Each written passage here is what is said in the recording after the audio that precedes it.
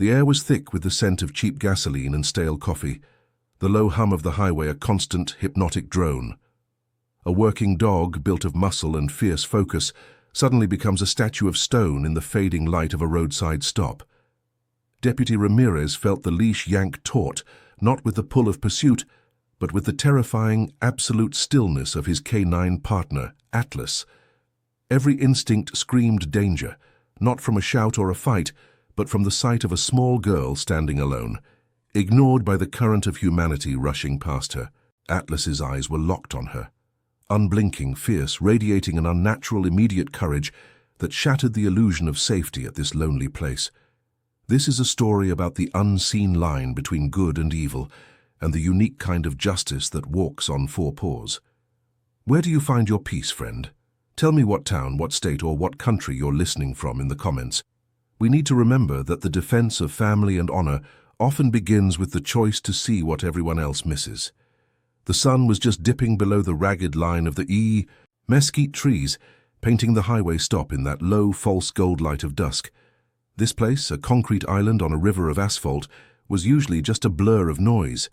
Idling trucks, the relentless mechanical chatter of vending machines, and the quick, anonymous footsteps of travelers focused only on the next 100 miles. That noise, you learn, is just people trying to ignore the silence inside themselves, the weight of the road, and the constant need for vigilance. Deputy Ramirez knew the rhythm of these stops like the beat of his own heart. He was there not to enforce speed limits, but to maintain a thin line of honor and protection in the transient space between towns.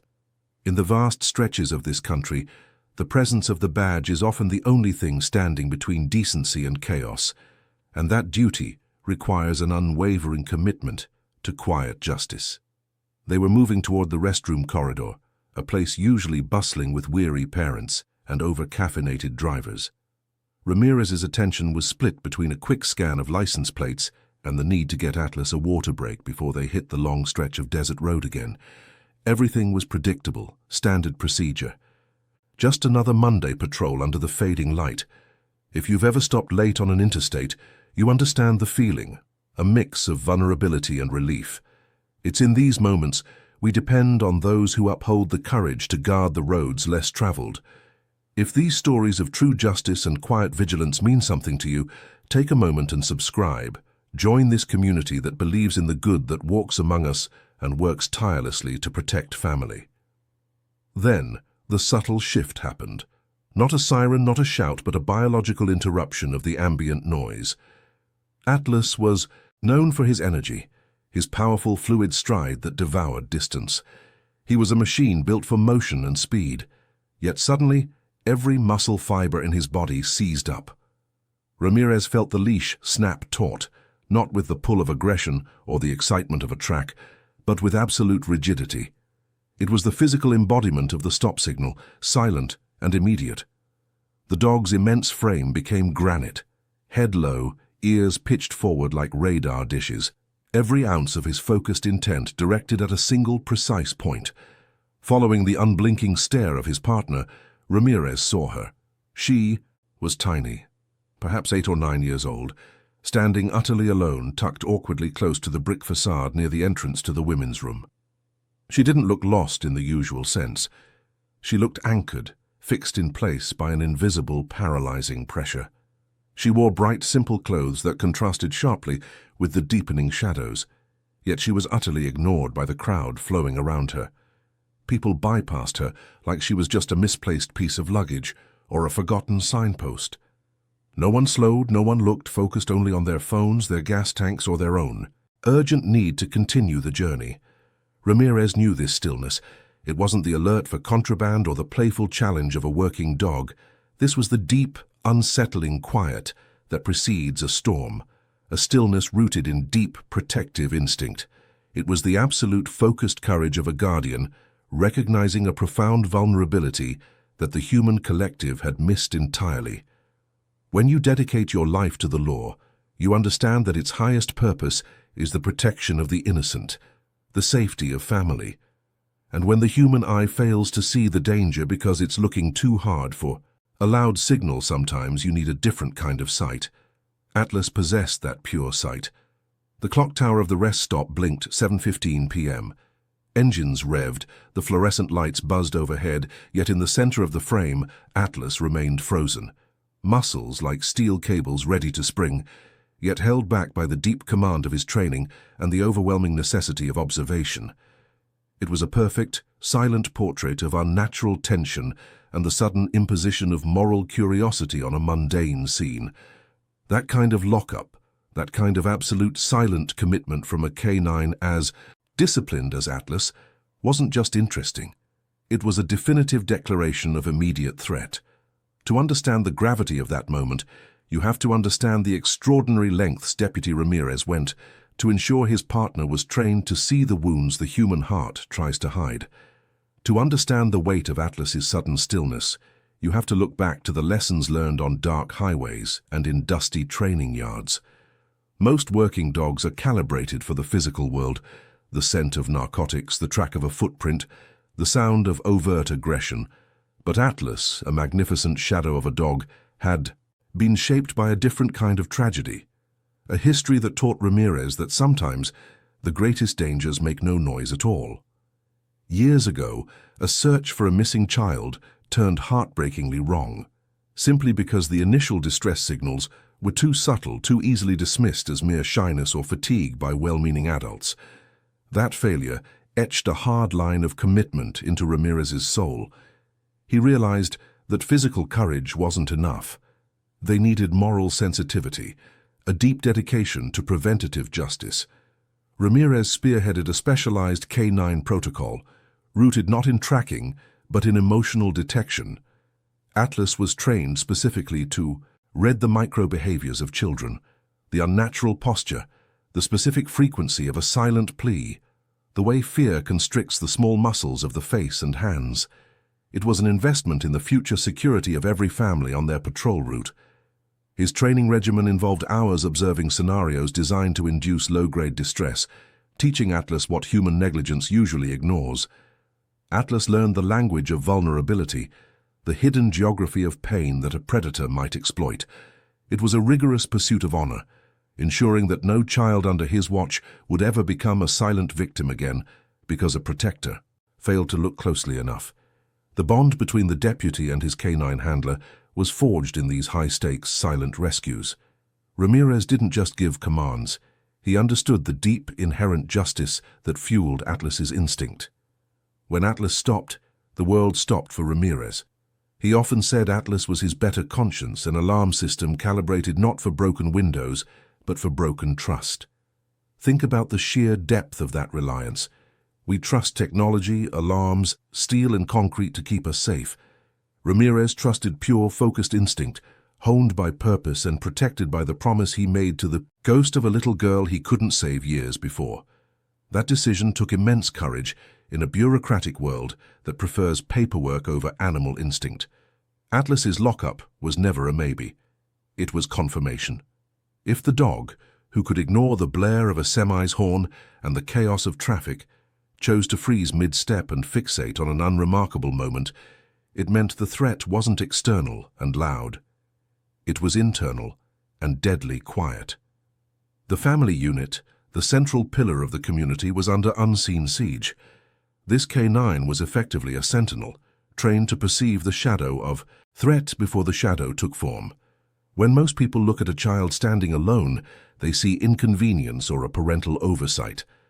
Atlas saw the specific, rapid calculation of a brain grappling with fear, the subtle signs of a primal defense mechanism kicking in. Ramirez instinctively began lowering his own center of gravity, shifting his weight, preparing for a confrontation he couldn't yet define.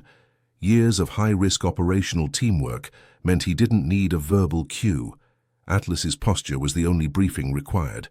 They were moving from passive observation to active enforcement of honor.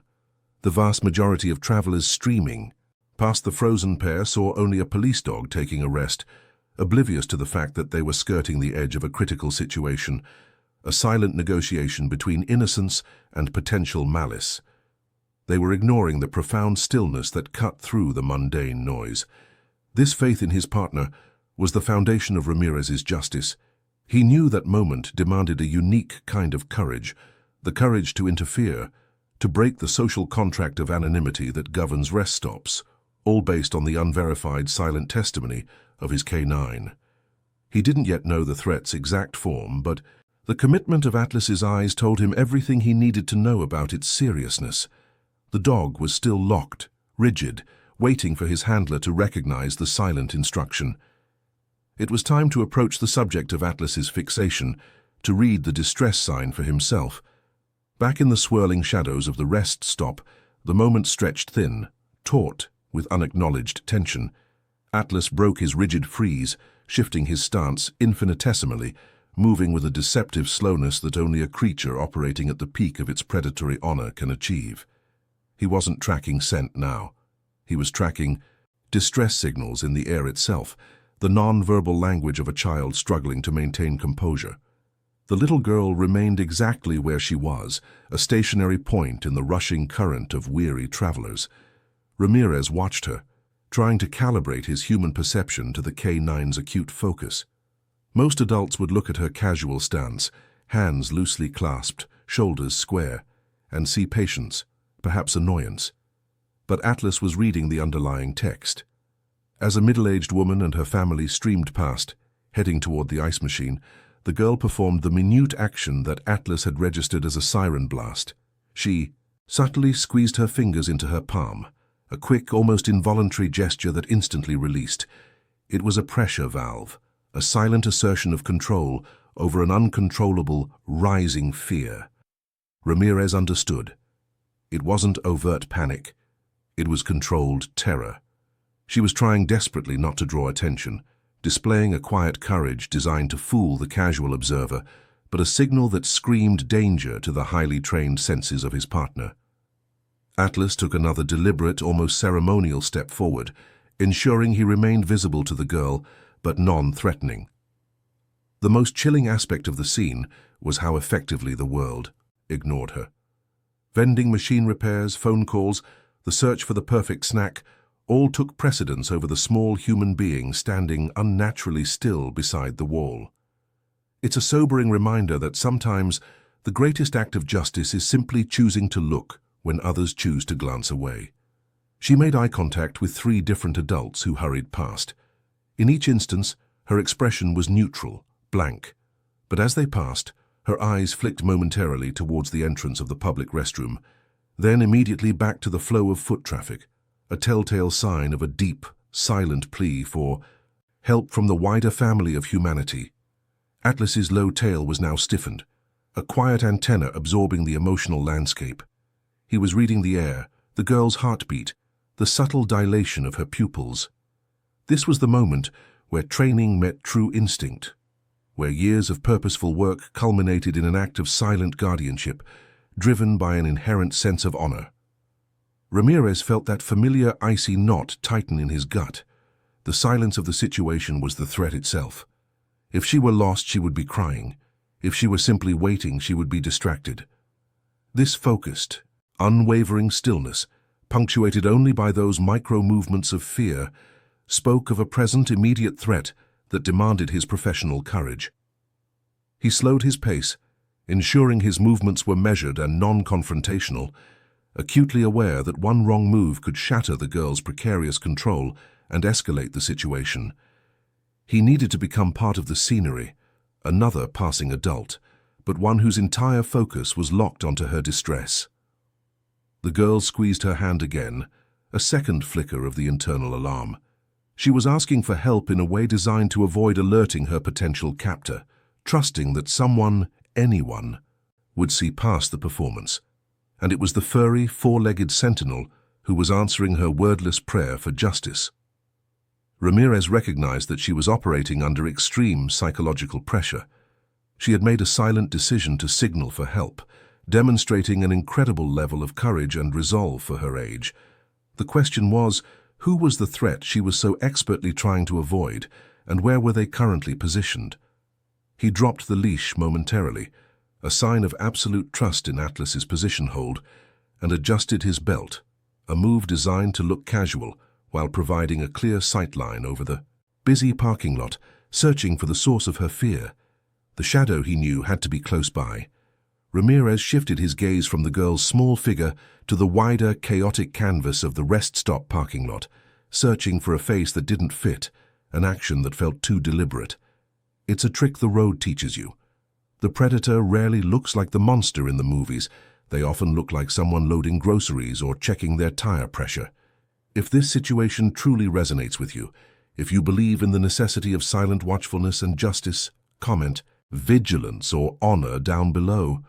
It only took a few seconds for his experience to isolate the anomaly.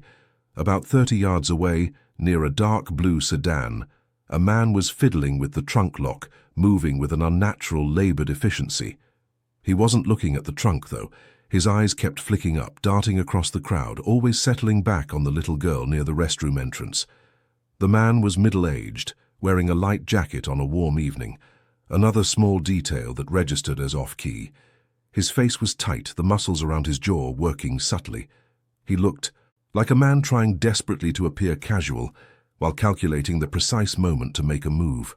His pretense of working on his car was a flimsy curtain over the deep anxiety of someone waiting for opportunity, or worse, someone waiting for the perfect moment to execute a terrible plan. As soon as the man saw Ramirez, the uniformed figure of honor approaching the girl, the facade dropped entirely. The trunk lid slammed shut with a metallic clang that cut through the noise. He immediately stepped away from his vehicle, moving directly toward the girl with a sudden, purposeful acceleration. That was anything but casual. This escalation was the key the deputy needed. The man was reacting to the presence of authority near his intended target, attempting to close the distance and reassert control before the police could intervene. The immediate threat to the safety of that young family member had just gone live, moving from theory to reality in a heartbeat. Ramirez didn't break stride, but he unleashed a quiet, single-word command. Atlas. The K9 didn't need further instruction. Atlas instantly moved, not rushing, but gliding directly toward the girl, establishing a physical boundary. He positioned his massive body perfectly, placing himself squarely between the approaching stranger and the terrified child. The shift in Atlas's demeanor was palpable. The quiet vigilance instantly transformed into a primal display of protective courage. The stiff tail lowered further, and a rumble began deep in his chest, a sound that didn't leave his throat, but vibrated the air around them. It was a low-frequency, subsonic warning, the sound of ancient justice being called upon. The man faltered, stopping dead 3 yards short of the girl, his face twisting in a mix of surprise and sudden, calculating anger. He hadn't accounted for the silent guardian the K9 trained to protect the innocent. He locked eyes with Atlas, and Atlas's gaze was unyielding, the deep brown eyes radiating absolute, unshakable intent. The air grew thick, the background noise suddenly fading as the confrontation crystallized. It was a standoff of pure moral opposition, the quiet authority of the badge and the K9's steadfast honor against the predator's opportunistic malice. All this played out while families walked past, oblivious to the fact that evil had just been momentarily checked by a deputy and his dog. Ramirez kept his voice level, projecting calm authority, addressing the man first, to disrupt his focus. "Evening, sir, can I help you with your vehicle?" This seemingly mundane question was the opening move of a high-stakes negotiation for the girl's safety. Atlas, meanwhile, stood like a statue of war, the low, steady growl acting as a fence, a physical manifestation of the boundary line of justice. He was the silent, furry guarantee that this child, rooted in her fear, would not be moved against her will. His unwavering focus confirmed every deep suspicion the deputy already harbored. The man stammered, his composure shattered by the dual presence of the deputy's controlled voice and Atlas's terrifying low rumble. He tried to claim he was looking for his daughter, gesturing vaguely toward the restrooms, but the lie felt hollow in the electrified atmosphere of the standoff. His nervous eyes never left the dog, recognizing the raw, uncompromising courage of the K9 guardian. Ramirez didn't engage the lie directly. He maintained his distance, focusing his attention, temporarily, on the little girl. He lowered his voice, speaking gently, the way you would approach a startled fawn. "Ma'am, is this your father or someone you know?" He made sure the question was direct, simple, requiring only a nod or shake of the head. An easy answer that bypassed the need for complex performative speech. The girl's controlled fear finally broke, replaced by a momentary flash of absolute relief that was instantly masked by terror. She didn't speak. Instead, she took her right index finger and dragged it quickly across her left palm. The universal, learned signal for danger and distress she had been taught to use when silence was mandatory. It was a silent, undeniable confirmation that the man was a stranger, and she was not safe. Atlas, reading the emotional spike from the girl and the escalating tension from the man, took one powerful low step toward the stranger, the volume of his subterranean growl increasing just enough to be heard clearly. It was the absolute, final warning that secured the moral justice of the moment. The man took a panicked step backward. Ramirez immediately established a perimeter, his hand resting lightly on his service weapon, a gesture of undeniable authority and quiet honor. He knew the clock was ticking, but the core objective, the safety of the child, was secured by Atlas's unyielding position. He used his radio, speaking in clear, low tones to dispatch for immediate backup, confirming the nature of the situation. Need 2 units, rest stop. Possible attempted child abduction in progress. K9 has positive confirmation. Within minutes, though it felt like an eternity under the buzzing fluorescent lights, the sirens arrived, fast and muted. The presence of overwhelming authority immediately de-escalated the situation. The man, seeing the flashing lights of justice closing in, offered no further resistance, his desperate courage evaporating in the face of certain arrest. The girl, now trembling but safe, was quickly ushered away from the scene by a female officer. Just 5 minutes later, a frantic SUV pulled into the lot. Her parents, who had realized their mistake instantly, after stopping for a quick break and noticing their youngest wasn't in the car when they drove off. The sight of the reunification of the family was its own profound reward for every sleepless night and rigorous training session. Before the girl was gently secured in the back seat, she insisted on seeing Atlas one last time. Deputy Ramirez knelt, and the girl, tears finally falling, wrapped her small arms around the massive K9's neck, burying her face in his fur. Atlas, his mission accomplished, abandoned his rigid posture and offered a soft, calming nudge. She whispered 2 words into his warm coat, words that were barely audible above the fading siren noise. "Thank you." This small, honest moment, rooted in honor and deep gratitude, cemented Atlas's role not just as a police dog, but as her silent, furry guardian, a true enforcer of justice. As the family drove away into the night, their vehicle disappearing back into the stream of anonymous traffic, Ramirez ran a hand over Atlas's head, an act of silent acknowledgement of their shared courage and deep partnership. He understood that while the badges provide the authority, true protection of the innocent often depends on those who listen to the quiet alarm bells. We spend so much time looking for the loud threats, the obvious dangers, that we forget that true malice often operates in the quiet margins, exploiting the distraction of everyday life. This story isn't just about a successful rescue, it's about the silent choice, the act of honor made by a man and his dog to prioritize the safety of one small member of the human family over the convenience of letting things lie. What does it truly take to uphold justice? Is it simply enforcing written law, or is it the inherent deep courage to step into the dark when you see a shadow loom over the innocent? The world moved past that little girl, rushing toward their destinations, but the deputy and Atlas chose to halt the world, to demand a moral accounting right there beside the vending machines. Think about the quiet guardians in your own life, the people who protect without fanfare, whose presence is the only thing standing between decency and chaos. We rarely recognize them until the moment we need them most. May this story serve as a reminder that the greatest acts of vigilance require us to trust our deepest instincts and to never ever ignore the language of distress, no matter how softly it is whispered. If you value these true tales of quiet heroism and moral fiber, consider joining our community. We believe the path to justice is paved with simple acts of courage. Remember this truth. Sometimes the most dangerous noise in the world is the silence of those who should have helped. Let us choose to be the ones who break that silence,